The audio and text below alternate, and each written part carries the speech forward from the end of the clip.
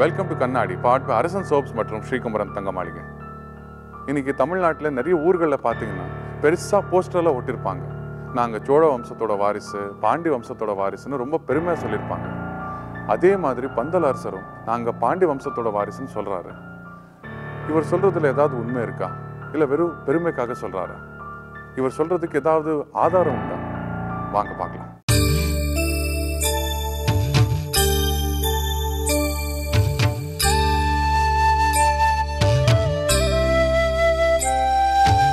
Basically, we are from Madurai.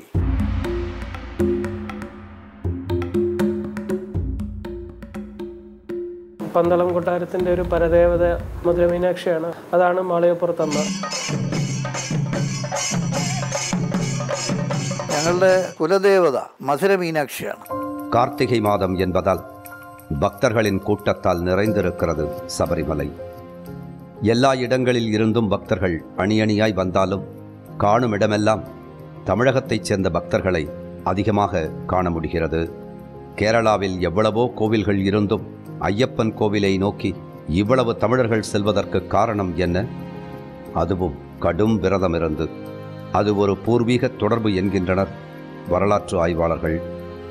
வருடக்கணக்காய் மாலை போட்டுச் செல்லும் தீவிர ஐயப்ப பக்தர்கள் கூட அறிந்திடாத நிறைய உண்மைகள் புதைந்து கிடக்கின்றன. ஐயப்பன் பந்தள நாட்டின் இளவரசனாக இருந்துதான் கடவுளாக மாறினார் என்பது நம்பிக்கை. கேரளாவில் இருக்கும் பந்தள அரசனுக்கும் தமிழகத்திற்கும் நெருங்கிய உறவு இருப்பது அதிகம் பேசப்படாத உண்மை. அரண்மனையில் இருப்பவர்கள் ஒரு வரலாற்றை சொன்னாலும் ஐயப்பன் பற்றி வெளி உலகில் சொல்லப்படும் கதைகளெல்லாம் உண்மையற்றதாகவே இருக்கின்றன. ஆளுக்கு ஒரு கதையை பரப்பிக் கொண்டிருக்கிறார்கள். ஐயப்பன் எங்கள் குடும்பத்தில் ஒருத்தர். எங்கள் குடும்பத்தில் என்ன ஒரு சம்பவம் நடந்தாலும் அது ஐயப்பன் சார்ந்து தான் இருக்கும். நான் எப்படி இருக்கேனோ அது போல தான் ஐயப்பன் இந்த குடும்பத்தில் இருந்தார். நாங்கள் நம்புகிற ஐயப்பன் பற்றின உண்மையான கதை இதுதான். இன்றைக்கி புதுசாக நிறைய கதை சொல்கிறாங்க. ஒவ்வொருத்தரும் ஒவ்வொரு மாதிரி சொல்கிறாங்க. இது எல்லாம் ஐயப்பனை அசிங்கப்படுத்துகிற மாதிரி இருக்குது. சபரிமலை பயணம் பெருவழிப்பாதை வழியேதான் காலம் காலமாக நடந்திருக்கிறது.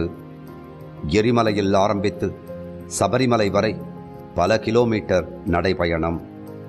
மிக கடினமான காட்டுப்பாதை. இந்த பாதையில் இருக்கும் ஒவ்வொரு இடத்திற்கும் வேறு வேறு கதைகள் சொல்லப்படுகின்றன. ஐயப்பனின் வழி வந்தவர்களாக வந்த பந்தள ராஜா சமூகத்தில் சொல்லப்படும் பல கதைகளை மறுக்கிறார். ஐயப்பனை பொறுத்தவரை அவரோட பிறவி பலன் முடிஞ்சதும் திரும்பி போயிடணும் தான் புலியை கூட்டிகிட்டு வந்தார். அம்மாவுடைய நோயை குணப்படுத்தினார். அங்கே நிறைய சம்பவங்கள் நடந்துச்சு. நாட்டுக்கு எதிரான நிறைய பகைவர்களை போரிட்டு வென்றார். அவங்கள உறவுக்காரங்களாக மாற்றினார். அப்படித்தான் வாவரும் போரிட வந்தார். போரிட்டு தோல்வி அடைஞ்சார். ஐயப்பன் அவருக்கு சபரிமலையில் இடம் கொடுத்தார். எரிமலையில் தான் ஐயப்பன் போரிட்டு வெற்றி பெற்றதா நம்புகிறாங்க. அந்த வெற்றி கொண்டாட்டத்தோடு தான் சபரிமலை நடைபயணம் ஆரம்பிக்குது. பந்தள மன்னன் ராஜசேகரனால் கட்டப்பட்ட தர்மசாஸ்தா கோயிலில் ஐயப்பன் ஆயுதங்களோடு தான் நிற்கிறார். பல நாடுகளில் இருந்து வரும் பக்தர்கள் இந்த இடத்துல ஒன்று கூடுறாங்க. தர்மசாஸ்தா கோயிலில் இருந்து வெற்றி வேடமிட்டு வாவர் மசூதி வந்து வணங்குறாங்க. அங்கே இருந்து பேட்டை துள்ளலோடு பயணத்தை ஆரம்பிக்கிறாங்க. ஐயப்பனை தமிழர்கள் வணங்குவது அந்த கோவில் வழிபாட்டில் ஒரு பெரிய சமூக நீதி இருப்பதும் ஒரு காரணம். ஏழை பணக்காரன், உயர்ந்த சாதி தாழ்ந்த சாதி என எந்த வேறுபாடும் கிடையாது. அதிக முறை மலைக்கு சென்றவர் குருசாமி. அவர் எந்த சாதியைச் சேர்ந்தவராக வேண்டுமானாலும் இருக்கலாம். எந்த வேறுபாடும் இல்லாமல் தான் சபரிமலை பயணம் நடக்கின்றது. அழுதா நதி, கரிமலை என்று காட்டுக்குள் நீள்கிறது இந்த பயணம். பெண்கள் சபரிமலை போகாததற்கு இந்த கடுமையான காட்டுப்பாதையும் ஒரு காரணம். பந்தளத்திலிருந்து சபரிமலைக்கு போகிற வழி பெரிய அடர்ந்த காடு. அதனால தான் அந்த காலத்திலிருந்து நாங்கள் யாரும் அங்கே போகிறதில்ல. ஐயப்பன் எங்களுக்கு மகன் மாதிரி இருந்தாலும் நாங்கள் தெய்வமாக தான் பார்க்குறோம். மனசு கஷ்டப்பட்ட நேரத்தில் வேண்டும் போது கடவுளாக எங்களுக்கு நிறைவேற்றி கொடுப்பாரு. காட்டுப்பாதை வழிவந்தவர்கள் மீண்டும் பம்பா நதியில் ஒன்று கூடுகிறார்கள்.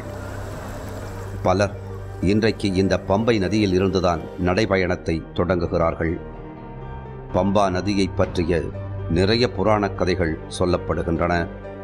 அந்த நம்பிக்கைப்படி இங்கே இறந்தவர்களுக்கு தர்ப்பணம் செய்கிறார்கள். ஆனால் இந்த இடத்தை பற்றி பந்தள அரசர் வேறு மாதிரி சொல்கின்றார். பந்தளத்துக்கு வந்த முதல் மன்னன் யாருன்னு தெரியாது.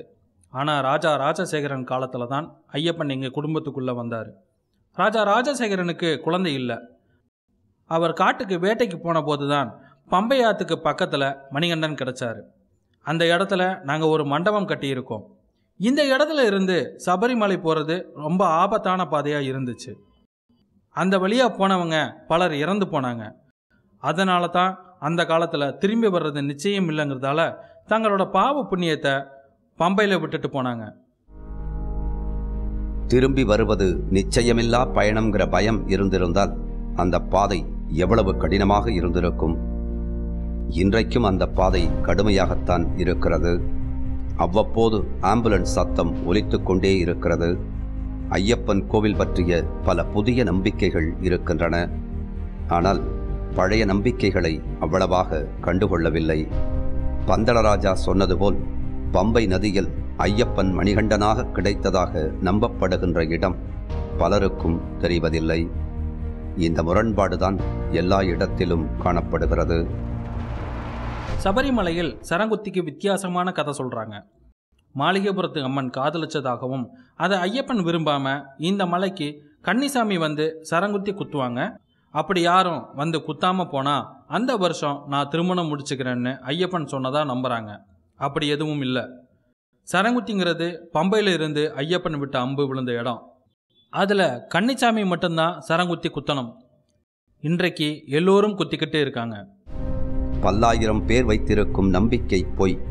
பந்தள அரச குடும்பத்தினர் சொல்வது மட்டும் எப்படி உண்மை என்ற கேள்வி எழுந்தபோது அதற்கும் சசிவர்மாவே பதிலளித்தார். இதற்கான விளக்கங்கள் எல்லாம் ஐயப்பனே சொல்லிச் சென்றிருப்பதாய் சொல்கிறார் சசிவர்மா. பகவத்கீதை இருக்கிற மாதிரி ஐயப்பன் கீதா இருக்கு. அர்ஜுனனுக்கு கிருஷ்ணர் சொன்ன மாதிரி கோவில் கட்டுவது பற்றி ராஜாவுக்கு ஐயப்பன் சொல்லியிருக்கார். எவ்வளவு நாள் விரதம் இருக்கணும், வாழ்க்கை முறை எப்படி இருக்கணுங்கிற வரைக்கும் ஐயப்பன் சொல்லியிருக்கார். மிக கடினமான பாதை வழியாக சின்ன சின்ன குழந்தைகளை அழைத்துக் கொண்டு பெரும் வேண்டுதலோடு செல்கின்றனர் பக்தர்கள். ஒரு குழந்தையிடமும் சின்ன சோர்வு கூட தெரியாதது ஆச்சரியமாக இருந்தது. எல்லா வலியும் வேதனையும் மலைக்குச் செல்வது வரைதான். கோவிலுக்குச் சென்றதும் புதிய அவதாரம் எடுத்து விடுகிறார்கள் பக்தர்கள். நெய் தேங்காய் எரியும் வாசம் மலையெங்கும் வீசுகிறது. இந்த கடும் பயணத்தில் வருபவர்களுக்கு எப்படி இந்த இடத்துக்கு ஐயப்பன் வந்தார் என்ற கேள்வி எழாமல் இல்லை. ஐயப்பன் ஏன் இங்கு வர வேண்டும், அவருக்கு பந்தள அரண்மனையில் என்ன நடந்தது என்ற சந்தேகம் கேட்கப்பட்டு கொண்டே இருக்கிறது. ஐயப்பன் சிவனுக்கும் விஷ்ணுவுக்கும் பிறந்த குழந்தை. அவதாரமாக தோன்றிதான் தேவர்களை கொடுமைப்படுத்திய மகிஷியை அழித்தார் என்று புராணங்கள் சொல்கின்றன. விஷ்ணு சிவன் இணைந்ததை சைவ வைணவம் இணைந்த குறியீடு என்று சொல்லுவார்கள். ஆனால் மகிஷி என்ற அரக்கி இருந்தார் என்று புராணங்கள் சொல்கின்றன. இந்த கதைகள்தான் வினோதமாக இருக்கிறது. ஏனெனில் ஐயப்பனின் காலம் என்று பந்தள அரசர்களால் சொல்லப்படும் காலம் 17ஆம் நூற்றாண்டு. ஆங்கிலேயர் இந்தியாவுக்கு வந்த பின்னர்தான் ஐயப்பனின் புராணங்கள் நடந்ததாகச் சொல்கிறார். ஆனால் மகிஷி என்ற அரக்கி பற்றி ஆங்கிலேயரின் குறிப்புகள் எதிலும் இருந்ததாக தெரியவில்லை. இருந்தாலும் ஐயப்பன் வாழ்ந்த காலம் பிந்தைய காலம்தான். ஏனெனில் அதற்கு முன்னதாக எழுதப்பட்ட விஷ்ணு புராணத்தில் கூட ஐயப்பன் பற்றிய தகவல் எதுவும் சொல்லப்படவில்லை. இவ்வளவு வித்தியாசமாக இருக்கும்போது ஐயப்பனையே முதன்மையாக வைத்திருக்கும் பந்தள அரண்மனையிலும் ஐயப்பனை பற்றிய முழுமையான வரலாறு இல்லை. அங்கு இருப்பவர்களும் புராணங்களின் வழி சொல்லப்படும் கதைகளைத்தான் அதிகம் சொல்கிறார்கள். ஐயப்பனை பற்றிய வரலாறு தெளிவாக இல்லாமல் இருந்தாலும் பந்தள அரசர்களிடம் இன்னொரு வரலாறு இருக்கிறது. அதை அவர்கள் முழுமையாக நம்புகிறார்கள். அது தமிழகத்திற்கும் பந்தள அரசர்களுக்கும் உள்ள தொடர்பு. 1200 1300 மதுரையில் இருந்து பாலாயிரம் செய்யப்பட்டவங்க நாங்கள். மதுரையில் குடும்பத்துக்குள்ளே நிறைய சண்டை வந்தது. ஒரு குறிப்பிட்ட மக்கள் அங்கிருந்து வெளிவந்தாங்க. வெளிவந்தவங்க ஒவ்வொரு இடமா வந்து தங்கினாங்க. ஒரு இடத்துல 90 வருஷம் தங்கியிருந்திருக்காங்க. அப்பவும் மதுரையிலிருந்து வந்து சண்டை போட்டுக்கிட்டே இருந்தாங்க. அதனால் கடைசியாக இங்கே வந்து சேர்ந்தாங்க.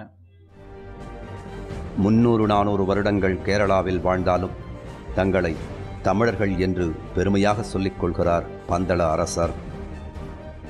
அரண்மனையைச் சார்ந்த பலரும் தமிழர்கள் என்றே சொல்லிக் கொள்கிறார்கள். மதுரையில் இருந்து வந்தவர்கள் மட்டுமல்ல, தாங்கள் பாண்டிய வம்சத்தினர் என்கிறார்கள் பந்தள அரசர்கள். நூற்றுக்கணக்கான வருடங்கள் நாங்கள் இங்கே இருந்தாலும் நாங்கள் பாண்டிய வம்சம்தான். பாண்டிய மன்னர் குடும்பத்தில் இருந்து தான் பிரிஞ்சு வந்திருக்கோம். இப்போவும் நாங்கள் மதுரைக்கு போய் வருகிறோம். ஆனால் எங்களுடைய உறவுகளை கண்டுபிடிக்க முடியலை. எல்லோரும் நினைப்பது போல் பாண்டிய மன்னர் என்பவர் தனி அரசன் கிடையாது. அது ஓர் இனக்குழு. சிறு சிறு மன்னர்களாக ஆண்டு வந்த குழுதான் பாண்டிய வம்சம். அப்படி ஒரு பாண்டிய வம்சத்தில்தான் குடும்பத்துக்குள் பெரும் புகைச்சல் ஏற்பட்டு அந்த குழுவிலிருந்து பிரிந்து வந்திருக்கிறார்கள். கேரளாவில் மிக புகழ்பெற்ற அரச குடும்பம் மதுரை பாண்டிய வம்சத்தினர் என்பது பலரும் அறியாத ஒன்றாக இருந்தது. கேரளாவில் இந்த தகவல் அதிகம் அறியப்பட்டிருந்தாலும் தமிழகத்தில் நிறைய பேருக்கு தெரியவில்லை. பந்தள மன்னர்கள் கேரளாவில் இருப்பதினால் இதை மறைக்கவும் இல்லை. எல்லா இடங்களிலும் இதை பெருமையாகவே சொல்கிறார்கள். இன்னைக்கு நாட்டில் ஐயப்பனை பற்றி பேசினாலே சர்ச்சை தான். எல்லாரும் பேசவே பயப்படுறாங்க. ஆனால் எந்த சர்ச்சைக்கு பயப்படாமல் நிறைய புதிய தகவல்களை சொல்கிறாரு பந்தள அரசர்.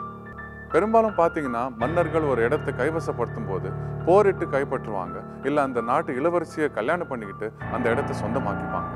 ஆனால் பந்தள அரசர் அப்படி செய்யலை. அவர் நிறைய பணம் கொடுத்து அந்த இடத்தை விலைக்கு வாங்கினார். இந்த வித்தியாசமான செயலுக்கு பின்னாடி என்ன காரணம்?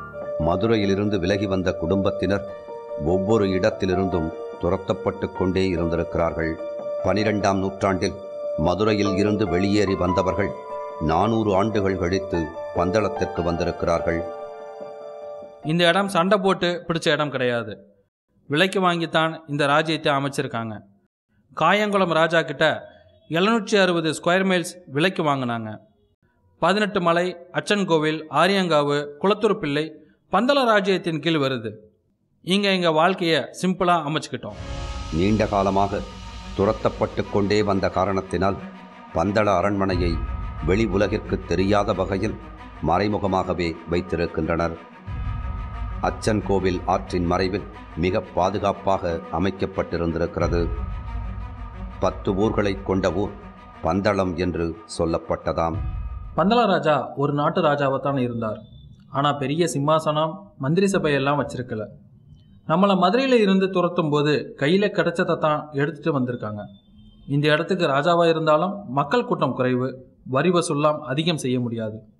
மதுரையில் இருந்து பந்தள அரச குடும்பத்தைப் போல் பல குடும்பங்கள் கேரளாவில் தஞ்சமடைந்திருக்கிறது. கிளம்பி வந்தவர்கள் கோட்டை, இலத்தூர், பூஞ்சார் போன்ற இடங்களிலும் பந்தளத்தைப் போல் குடியேறி இருக்கிறார்கள். மற்ற குடும்பங்களை விட பந்தள குடும்பம் மிக பிரபலமானதற்கு ஐயப்பனே காரணம். ஐயப்பன் வந்த பிறகுதான் பந்தள அரண்மனையே உயிர் பெற்றுச்சு. இன்றைக்கும் ஐயப்பன் பந்தள அரண்மனையை காப்பாற்றிக்கிட்டு இருக்கார். திப்பு சுல்தான் படையெடுப்பின் போது திருவிதாங்கூர் சமஸ்தானத்தோடு சேர்ந்து போர் புரிஞ்சோம். அதுக்கு பங்கீட்டு பணமாக கோடிக்கு மேலே கொடுக்க வேண்டியது வந்தது. அதுக்காக பெரும் இடத்தை இழந்துட்டோம். இப்போ ஐயப்பனை நம்பிதான் பந்தள குடும்பம் இருக்கு.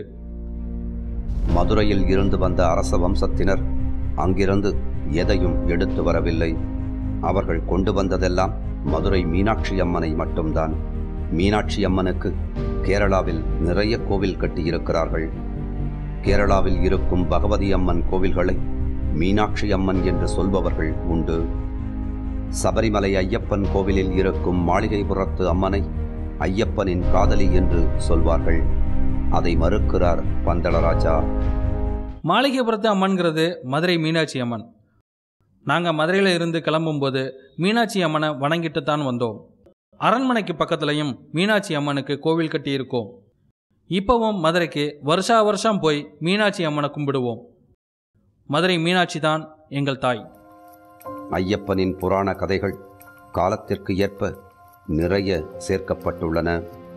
வெறும் 300 வருஷத்திற்கு முன் வாழ்ந்த ஒரு அரச குடும்பத்தின் வாரிசு பற்றி முறையான ஆதாரங்கள் இல்லாதது ஆச்சரியமாக இருந்தது. இப்போது இருக்கும் ஐயப்பன் கோவில் அமைவதற்கு முன் சபரிமலையில் பழங்குடி மக்களின் கோவில் இருந்ததாக சொல்பவர்களும் உண்டு.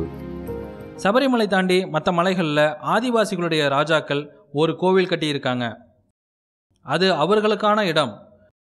அவங்க தர்மசாஸ்தா அப்படிங்கிற சாமி கும்பிட்டாங்க. அந்த சாமியோட கோவில் இருந்துச்சு. ஆனால் அங்கே தான் ஐயப்பன் கோவில் இருந்துச்சுன்னு சொல்ல முடியாது. சபரிமலையில் இன்றைக்கு இருப்பது போன்ற நடைமுறைகள் பழங்காலத்தில் இல்லை.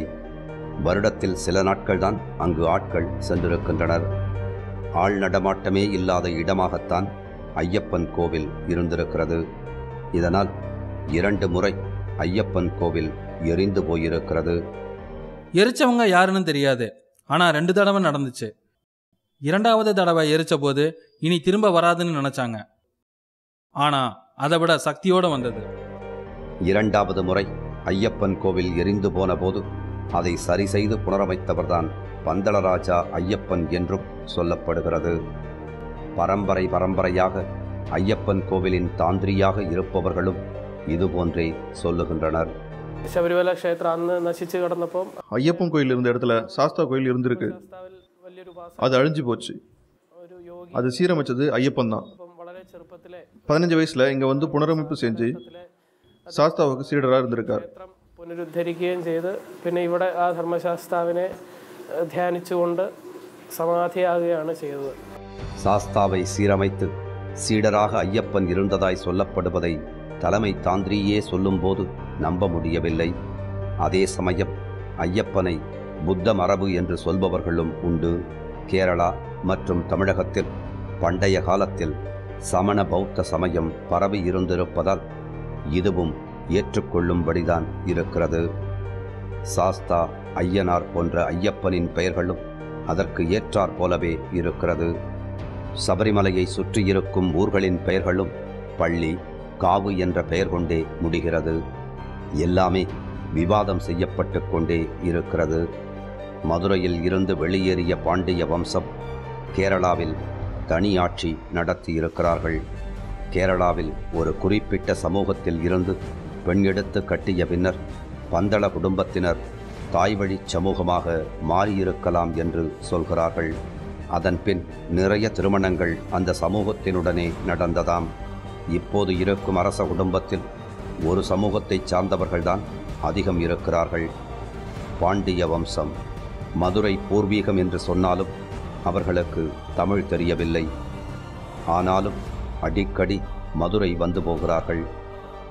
எங்களோட பூர்வீகத்தை தேடிக்கிட்டே இருக்கோம். அதுக்காகவும் நாங்கள் மதுரைக்கு போகிறோம். ஆனால் எந்த தகவலும் எங்களுக்கு கிடைக்கல. மதுரையில் இது சம்பந்தமான ஆதாரம் எதுவும் இல்லை. மீனாட்சி அம்மன் தவிர்த்து அவர்களுக்கு சொல்லிக் கொள்ளும்படியான எந்த தொடர்பும் இப்போது மதுரையில் இல்லை. ஒரு நீண்ட ஆய்வு தேவைப்படுகிறது. பாண்டியர்கள் சிதறிப்போன வரலாறு முழுமையாக எழுதப்படும் போது பந்தளராஜா பற்றிய வரலாறும் வெளிவரலாம். அதுவரை செவிவழி தகவலிலே இது நீடித்துக் கொண்டிருக்கும். ஐயப்பனுக்கும் தமிழ்நாட்டுக்கும் காலங்காலமாக தொடர்பு இருந்துக்கிட்டே இருக்கு. கேரளா பக்தர்களை விட தமிழ்நாட்டு பக்தர்கள் இன்னும் கடுமையாக விரதம் இருந்து ஐயப்பனை தரிசிக்க போகிறாங்க. அவ்வளோ கஷ்டப்பட்டு அவ்வளோ தூரம் போகிறதுக்கு வெறும் பக்தி மட்டும் காரணம்னு எனக்கு தோணல. உண்மையிலேயே பந்தளரசர் பாண்டிய வம்சத்தோட வாரிசாக இருக்கலாம். இதை பற்றி நிறைய ஆராய்ச்சி பண்ணும்போது தான் இந்த கேள்விகளுக்கு ஒரு கச்சிதமான பதில் கிடைக்கும். மீண்டும் சந்திப்போம். இது கண்ணாடி பாட் அரசன் சோப்ஸ் மற்றும் ஸ்ரீகுமரன் தங்க மாளிகை.